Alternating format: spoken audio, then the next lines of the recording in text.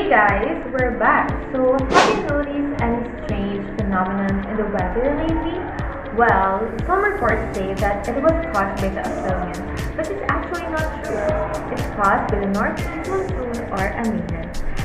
And come with me to ask some students on how they feel about the cold weather lately. We are here in Sumang National High School. Let's go!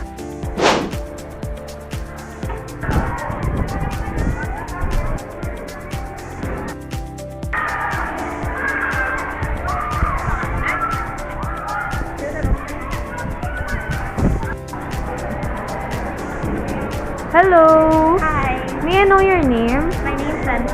And what grade are you in?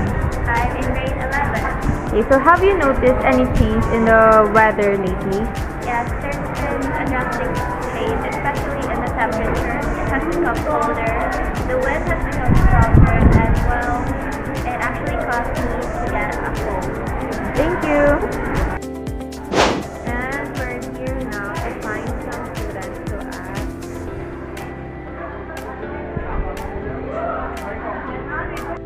So, hello! May I know your name?